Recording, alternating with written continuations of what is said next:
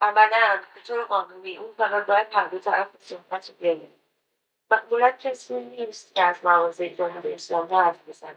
من خودم هر روز که هستم به خصوص در مسائل مربوط واقعا امنیت ملی و سنکشنات افتضاح ما مذاکرات بین اینها در قیبر دنبال آدمهایی میگردم که اون برای قضیه رو بگن.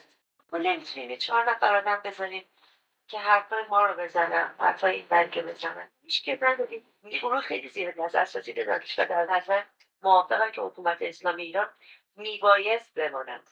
یعنی الان بهترین آپشن برای این کشور اینه. هیچ اتفاقی نباید بیفته برای این حکومت.